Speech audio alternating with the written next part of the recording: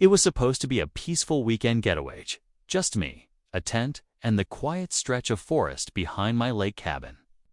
No big plans, just a simple camping trip under the stars right on the edge of my property.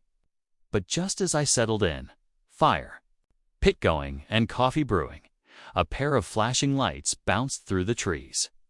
Two sheriff's deputies stepped out, saying they got a call from the local HOA claiming I was trespassing.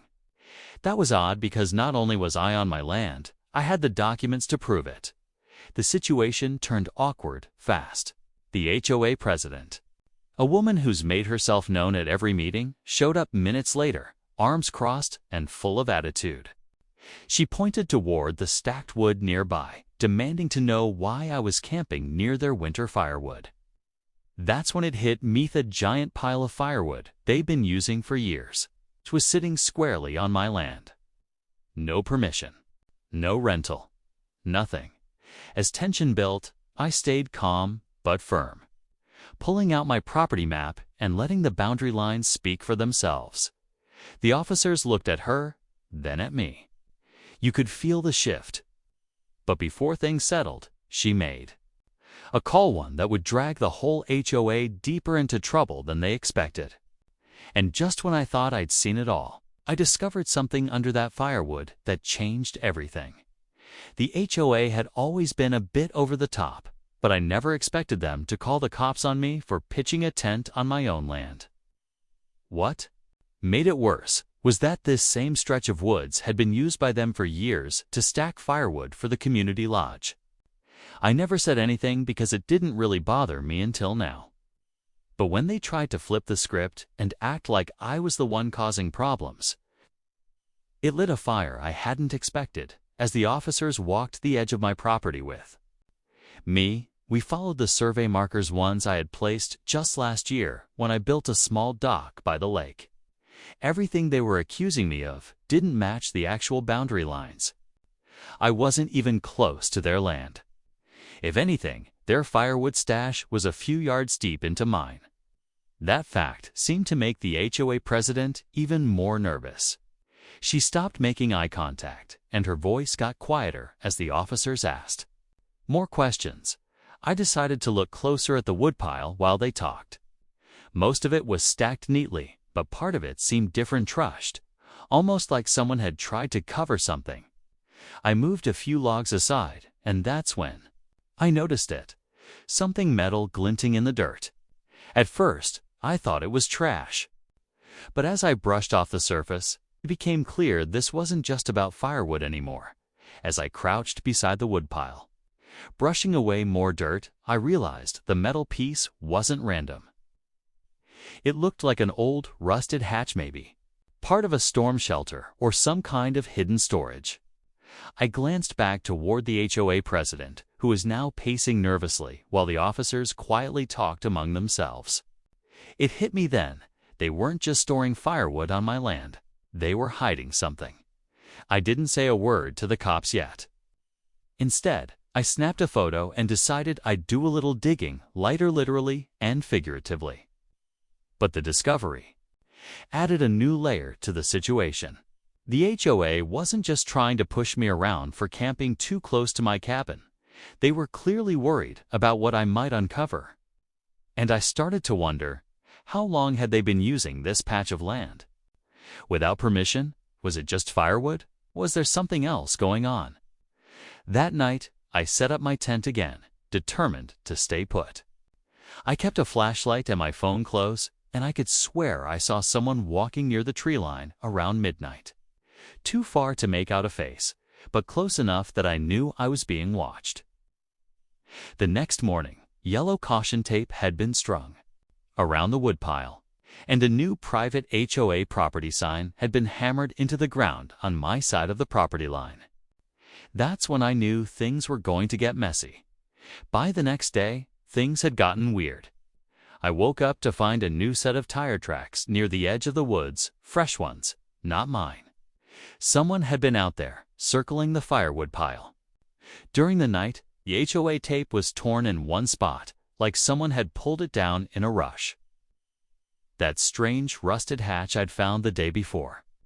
It had been covered back up with logs, like someone didn't want me poking around anymore. I decided to walk the perimeter of my land, checking for any signs that someone else had been sneaking in. That's when I found the small trail behind the trees, leading from the HOA maintenance shed on their side of the fence straight to the back of my property. It wasn't wide enough for a truck, but it had been used recently, so my heart was racing. It was no longer just about a misunderstanding or an accidental overlap of land. It looked like they had been coming onto my property on purpose for years, using it like their own without a single word. I called the county records office again to double-check boundaries. The clerk confirmed it all in writing *, that Firewood and the hidden hatch were 100% on my land *. Just as I was about to head back and confront the HOA, I saw a group of them gathering near my property line. Not just the president, but the treasurer and 2 other board members, whispering and glancing toward the woods. Something was about to go down. I stood just out of sight, watching the HOA board members shift nervously near the edge of my property. They weren't just chatting anymore. They were clearly arguing. I could hear pieces of the conversation carried by the wind. Something about getting it moved before he files anything, and we can't let this blow back on the board. My stomach dropped. This wasn't just about firewood or fencing lines. They were hiding something much bigger. Curiosity turned into unease. I waited until they left, then followed their path straight to the old maintenance shed. The same one, connected to that secret trail. What I found behind it stopped me cold. Buried beneath a tarp and a few boards was what looked like a large generator. Old electrical panels and scattered paperwork and plastic sleeves plans dated nearly 20 years ago, all stamped with the HOA logo. Turns out, they'd been using a section of my land as part of a backup power system for their community center, running an underground connection right through my property. That explained the urgency. This wasn't just trespassing. This was full-on, unauthorized infrastructure. I snapped photos of everything, backed them up, and headed back to camp. Before I could even sit down, I heard the sound of an ATV speeding toward me. One of the board members, red-faced and clearly panicked, slammed the brakes and jumped off. "Look," he started, "this doesn't have to get messy." But his voice shook, and in that moment, I knew they were more desperate than they'd let on. I looked him dead in the eye, calm but firm. "Messy?" I asked. "You mean like digging up my land without permission? Like using my property to power your clubhouse without ever asking?" He hesitated, then tried to smile it off. "We didn't think you'd notice. It's just been that way for years." That was their defense. I almost laughed, but I was too fed up. I pulled out my phone and showed him the photos. His face went pale.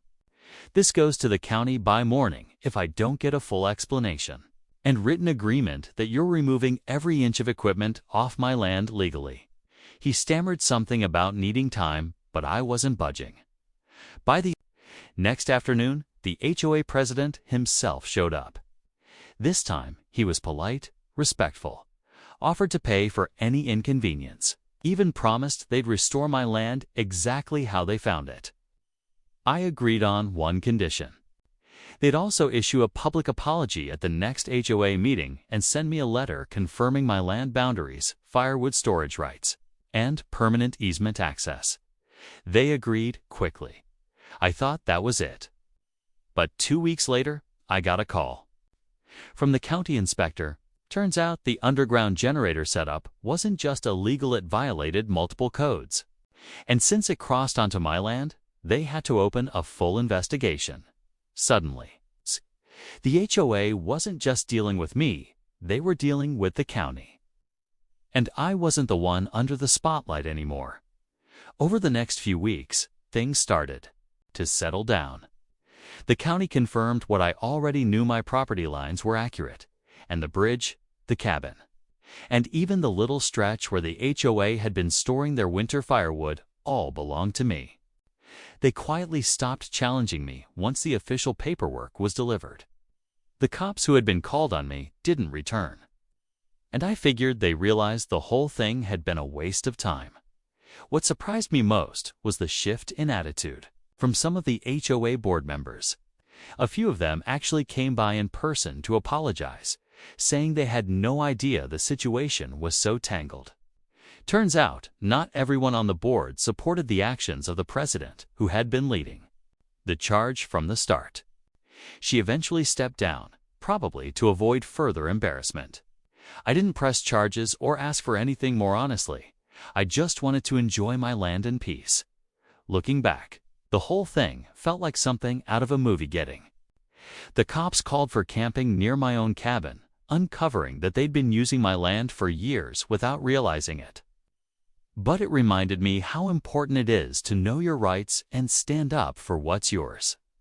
The lake is calm again, and so is my life. And if anyone else decides to test the boundaries around here, they'll find the paperwork's already in place, so am I.